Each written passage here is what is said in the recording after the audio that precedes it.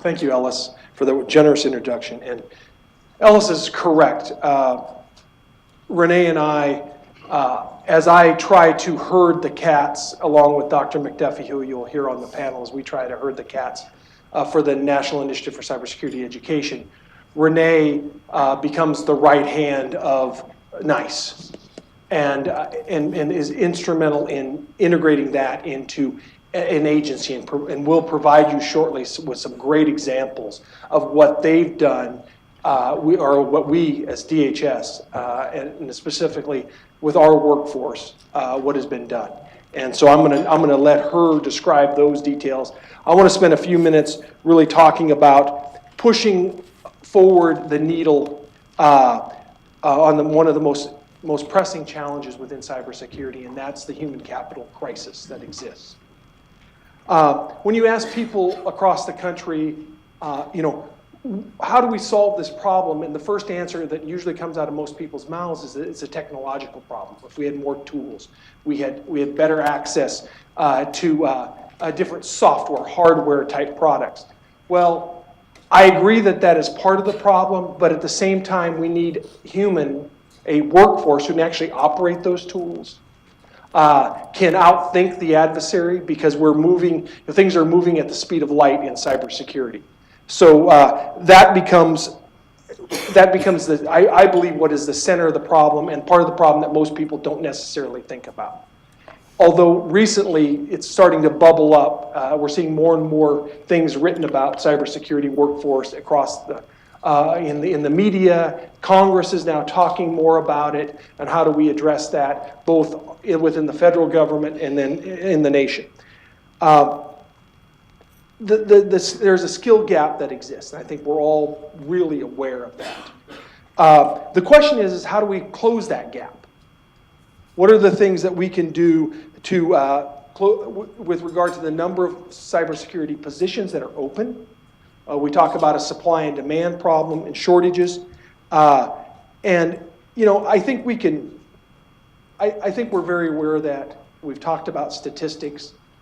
Many of you probably in this room have been part of something, or written reports, or been part of some subject matter expert groups on the crisis problem between supply and demand. There's significant challenges that are involved, and Ellis just kind of hit on a couple of those: attracting, hiring, and retaining qualified workers. Another piece to this is developing a common language or taxonomy and common knowledge, skills, and abilities. Raising the level of training, and what I'm talking about is really continuing education. We really need a new approach. Part of that is moving from doing fill-in-the-bubble certifications to hands-on performance-based type certifications. Also, he talked about, Ellis kind of mentioned something about thinking like the adversary approach to the problem. You have to be able to think through the eyes of the adversary. And what I mean by that is it's putting together all the both right brain and left brain logic pieces of your brain and starting to outthink and look at the problem from a risk analysis perspective. So while we want to focus on these challenges and talk about them, I think it's more important to really starting to define what are the solutions to this problem. And how do we get to the point where most of the cybersecurity positions across the country are filled with qualified employees? This is an issue that is too important for one person or one agency or one organization to handle. So it requires us to work together. And it begins both in the private sector and in the public sector. There's some interesting dynamics that exist out there. You mentioned in your opening remarks of a call to, the Snowden effect, this call to action. We Americans are kind of funny. I refer to us kind of as ostriches. We put our head in the sand and we go la la la, and we ignore everything around us until something actually happens. 90% of the people in this country couldn't even spell the word Afghanistan until, 3 planes, or 4 planes actually, 2 planes in New York, 1 plane here in DC, and 1 plane out in the fields of Pennsylvania, caused significant damage and loss of lives on September 11th, 2001. And it's kind of defined, or that date has confined our generation, like perhaps our parents, is the day that President Kennedy was shot, defined their generation. So these are these salient events that occurred. And prior to that, the day the Japanese attacked Pearl Harbor, America woke up. And we're kind of seeing this same situation. Admiral Yamamoto said on December 8th, 1941, that I'm afraid we've woken a sleeping giant. He's talking about America. And that kind of way of approaching problems has kind of continued. We need universities to start developing degrees and courses that are more specifically targeted within the cybersecurity field. We need government at all levels, from tribal, territorial to state, local, and federal, to understand how vulnerabilities of potential cyber threats affect them, and how to kind of muster the resources they need. I know I'm preaching to the choir on this. So what I want to do is spend a couple minutes talking about a few things that we are doing on a national level within for the cybersecurity workforce, and then Renee is going to describe exactly what she's taken from our national level effort and how it's being integrated into the DHS as an example of an agency that's moving forward very quickly. There's a lot of information sharing between her and her colleagues at the Department of Defense, VA, other federal agencies working together as they pull this, including the Department of Labor. First, we have the National Cybersecurity Workforce Framework. Remember a few minutes ago I said we needed a common taxonomy? That is that common taxonomy. That is the bedrock of the national cybersecurity workforce. It's a resource that provides employees, students, employers, trainers, and policymakers a common language when it comes to cybersecurity. We're in the process right now of aligning that with college curriculum. So there's 181 Centers of Academic Excellence that is a DHS, NSA-sponsored universities that have a designation. We're working with them to align their knowledge units with the framework. So what you're getting out of the end is, no matter whether you are a federal agency or you're a private sector, you're going to get a student who graduates hopefully with the right skills. And that's going to hopefully address what was just recently talked about, is employers, are the people who are entering the pipeline, or entering the profession, just coming out of the pipeline, have those right skills. We are helping define career paths. So a second ago, Ellis just talked about, the poaching problem, and whether companies, truly begin a process of looking at hiring somebody at the entry level and taking them from hire to retire. So building a roadmap aligned to each one of the functional roles within cybersecurity, the 31 functional roles that are described in the National Cybersecurity Framework, is part of that process. And that roadmap not only has to be vertical from entry, but it has to be horizontal, that allows people to enter at different points in their careers into cybersecurity and bring a wealth of talent and knowledge from something else. The Framework 2.0 is about ready to come out. I want to make a public announcement on that. Framework 1.0 was put out in September of 2012. We've gone back now and updated it, added a couple, re-examined every one of the KSAs to make sure we had it right. The participation, we had 1/3 of the subject matter experts from the government, 1/3 from academia, and 1/3 from the private sector. So you're getting a cross-sector of influence into this. And again, because NICE is a national effort, it is integrated across all major sectors. Second, we have the Cyber Workforce Planning Diagnostic Tool that's available on the NICS portal, and I'll talk a little bit more about the NICS portal here in a second. It helps organizations really make beginning decisions on how to address cybersecurity workforce planning within that organization. It serves as I said, that initial assessment on organizational supply and demand factors. While it's not a substitute for in-depth organizational specific risk assessment and analysis, it identifies risk exposure and risk tolerance. So it really allows an organization, especially one that is new to looking at their cybersecurity workforce, or is a smaller organization that's kind of now realizing this is a problem, and it helps them with that initial planning tool. So they can align their workforce based on their risk exposure and their risk tolerance.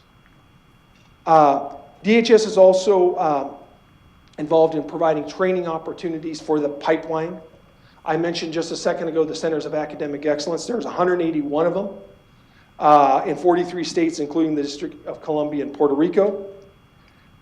We partner with the National Science Foundation for the Cyber Corps Scholarship for Service program, which provides scholarships, including tuition and education-related fees in exchange for, I call it indentured servitude. It's kind of a mean term, but they, 2 years, an equal number of years of service to the government for how many years of education that was funded. And then going down another level, we have the Integrated Cybersecurity Education Communities Program, which builds interest at the high school level by doing teacher professional development. And if you've been involved or have had children, especially in secondary education over the recent years, you realize that their curriculum are so crammed and packed, there's not enough room for anything else. So we've designed a program to help integrate cybersecurity into the normal class schedules and normal class curriculum. So how does cybersecurity fit in history? How does it fit in biology? How does it fit into physics, social science? And it's bringing in teachers who are not necessarily the computer science or the techie teachers in high school. We're teaching English teachers how to teach cybersecurity in English. And so to kind of, to help just expand the awareness and knowledge and pursue that. And one of the interesting things that we found out in our pilot programs is the high schools who are working with a specific university in their area, that university has seen a 258% increase in students enrolling in their university in technical, engineering, STEM-related courses because of their involvement with those high schools. 258%. That's pumping the pipeline. Okay, so that's moving forward. And then, of course, the kind of the flagship of information is the National Initiative for Cybersecurity Careers and Studies portal, which includes awareness, resources on awareness, education, and career training. It is the one-stop shop for cybersecurity-related issues with cybersecurity. And I encourage you all to visit the website. There's a display out front, so you probably saw it as you came in. With regard to the NICS portal, stop by, grab the cards, grab the slick sheets. All the addresses is there. They're free. So take as many as you want. Hand them out to your friends and colleagues. Finally, two other programs, I don't want to get off the stage here and give Renee some time, for awareness are the Stop, Think, Connect campaign, which many of you may be familiar with. There are tons of resources there, especially for teaching family members, older Americans is one of our primary target of seniors, getting them aware. And then we have National Cybersecurity Awareness Month every October. And most federal agencies now are participating. Most private sector companies, larger companies are doing events in relation to Cybersecurity Awareness Month. We have over 340 universities, colleges, and businesses participated last year. As you can see, we're working to raise awareness and build the pipeline of cybersecurity professionals on all fronts. Please be assured, that NICE and DHS as a whole is working tirelessly to stay ahead of this cybersecurity curve. And we're working to advance the field in developing standards, strategies, and sharing information.